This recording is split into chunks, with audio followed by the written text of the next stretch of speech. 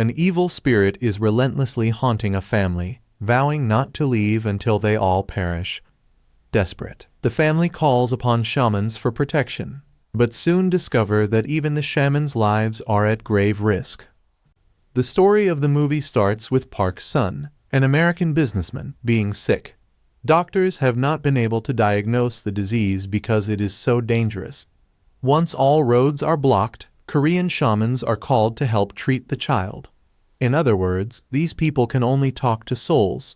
Their job is to take care of and fight things that can't be seen in the world. We meet Shaman Exhuming, who comes with her helper to treat the possessed child. Exhuming performs some rituals to check on the child and learns that the problem is linked to her grandfather. Exhuming meets Park at his house to discuss the issue. There, she learns that these people moved to America many years ago. His great-grandfather died 100 years ago and is buried in Korea. Park tells Exhuming that every child born in his family has this problem. Also, his elder brother died because of this disease. After hearing this, Exhuming tells Park that everything will be okay, but she will need more people to help him. She might have to go to Korea because the problem is alarming. Later, we meet Kim, who works in a factory, and it is his job to find places where people can be buried so that their souls can rest in peace. When the souls are upset, they tell their families about it. For example, an old woman was still bothering her family in their dreams. It turned out that the old lady was mad because her grandson had stolen her teeth. By returning the old lady's teeth, the problem was fixed. Meanwhile, Exhuming happens to meet Kim and informs him about Park's situation. Actually, his family has a very strange problem. Every oldest son born in his family is sick. And all of these problems have to do with Korea because this is where his grandfather is buried. Exhuming needed Kim's help to figure out what was wrong, and Kim agreed as soon as he heard Korea's name. The next day, Park meets Kim because he has to take care of his grandfather's exhumation, which Kim usually does. To proceed, he had to gather Kim's information. Park takes Kim to his grandfather's grave, which is built on a mountain. This wasn't a graveyard. There were also a lot of foxes around this grave, which was not a good sign. It was strange because Park's grandfather's grave was without a nameplate. Park says that this grave was given to his grandfather by the army because he was a general. Kim still couldn't figure out why this place. It didn't look like a tomb at all. He knew that this is where the problem was. Exhuming could sense evil forces around here. Watching this, Kim refuses to do the exhumation because it could put his life in danger. Exhuming is also scared when she hears this. At night, Exhuming, Kim, and Park get together again. Kim tells them that his daughter is going to get married soon. When Park hears this, he gets upset and tells them that his son is going to die. Both Exhuming and Kim are upset. That's why Exhuming decides she will help Park. Kim also agrees, getting emotional. The exhumation starts the next day, and Park's aunt is there because she is Grandpa's daughter. The grave could not be dug without her blessing and signature. On the other hand, Exhuming brought everything for the ceremony, along with 5 pigs. She sacrifices the pigs for the 5 people who are going to dig this grave. As the grave is being dug, Exhuming begins powerful rituals to draw attention away from the evil. Exhuming was singing loudly and playing with sticks and knives. She also had scratches on her mouth. After that, she cuts up the pigs' bodies and drinks their blood. Her ritual went on until Grandpa's bones were taken away. Just then, a worker sees a snake with a human head in the grave after taking the bones out. This was a very bad sign.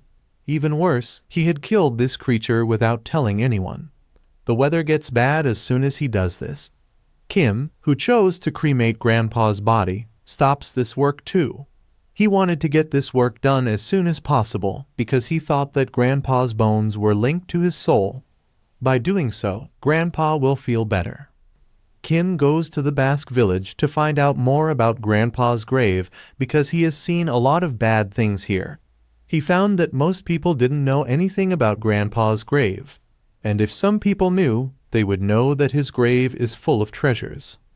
One man hears this secretly and, overpowered by greed, opens Grandpa's coffin. Grandpa's anger freed his soul. Exhuming takes effective steps by starting a ritual to take control of Grandpa's soul. However, it may not be useful because Grandpa's soul has been freed. He kills his son and his wife as soon as he gets to America, where Park's family lives. After that, Park is also scared by Grandpa's ghost. Kim tells him on the phone that Grandpa's soul has been set free. All of a sudden, someone knocks on the door. Kim was also there, it seems. Kim tells Park over the phone not to open the door because it's the spirit of Grandpa. He also orders him to open the window. Park opens the window, which lets the soul into his body. It is revealed that Grandpa's spirit was on the phone, while Kim was outside the door. Kim gets keys from the hotel staff and goes into Park's room, but it's too late. When he gets there, he sees that Park is completely taken over by the soul. Park, who is possessed, tells Grandpa why he wants to hurt his family. In fact, Grandpa betrayed his own people and made a lot of money when the war between the US and Japan began. Because of that money, he moved his whole family to the United States. Their grandfather made them rich, but they haven't taken the time to pray for him. He was so mad about this that he kills the possessed Park right in front of Kim. Before dying, Park left a riddle for Kim. A big animal that looks like a lion has taken out a fox's bone. Kim could only stop him by ordering Exhuming to set Grandpa's bones on fire, but he had to get permission from Grandpa's daughter to burn the bones. Kim calls her and informs her that Grandpa's soul is going to kill the honest little boy. To restrain him, they need to burn his bones instead of digging them up. Grandpa's daughter agrees with this plan. The soul of Grandpa dies when the bones are burned, and everyone is free. But the story isn't over. Kim meets the man who dug Grandpa's grave. In his dream, big snakes with human heads are scaring him. He reveals to Kim about the one-headed snake, and it's haunting him. Kim goes back to find out the truth. When Kim opens the grave, he finds a dead snake. He also finds a coffin standing under it. He tells all of his friends to get the coffin out as soon as he sees it. Still, they didn't know why this coffin was put next to Grandpa's grave. This grave was covered on all sides. It was 12 and this coffin was beyond their control. They decide to store this coffin in a nearby temple. There was also a chance that this coffin held a bad spirit that would not be easy to deal with. They then seal the coffin with blood and rice and leave. Later, we see Exhuming's helper, who was scared of something strange. He moves to check out the coffin. He sees a 7-foot-tall man eating a person. He is scared and calls out to Exhuming. It turns out that Exhuming dreamed that her grandmother taught her charms. When she hears her assistant's voice, she wakes up. Her helper was scared, and they both look at the open and empty coffin. In the coffin, there is also a helmet from a samurai or a general. At the same time, a general returns to the room. The general inquires if there is a human in the room. Exhuming says no and pretends to be a slave of people and a tree spirit. Unfortunately, the general finds out that there is a human in the room. Her helper comes and saves Exhuming before he attacks her. He also shoots a laser at the general, but it's futile. The general has injured Exhuming's assistant.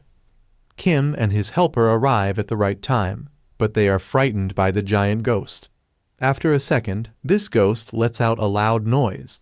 Before he kills them, morning appears, and he has to run away. They take Exhuming's assistant to the hospital and find out that he is possessed. Kim goes back to the grave to find out all of this. Kim opens the grave and finds a secret compartment with the samurai's diary. The samurai's helmet was found in the coffin. The samurai was a traitor who betrayed his own people, and a powerful shaman cursed him because of it. The curse was meant to hurt the samurai's children and grandchildren for many years to come. Kim figures out that the ghost they've been seeing is actually the samurai's angry spirit, who wants to keep his past secrets safe. But why? Kim finds a shocking truth as he reads more of the diary. Not only was the samurai's betrayal dishonest, But it was also a planned move to gain the most power. He made a deal with something evil to trade his soul for strength and immortality. The entity, known only as the Devourer, feeds on people's pain and fear. The samurai's ghost has been trying to keep the story of his life secret so that the Devourer can't be called again. Kim knows he needs to act quickly to stop the ghost and prevent the Devourer from returning. He meets up with Exhuming again, and the two of them perform a powerful ritual to get rid of the ghost and end the curse. In the end, they are able to defeat the ghost and break the curse. The town is finally at peace now that the Devourer has not been called. As Kim and Exhuming say goodbye, their bond is stronger than ever because they know they've saved many lives from evil. If you like this movie, don't forget to subscribe to the channel.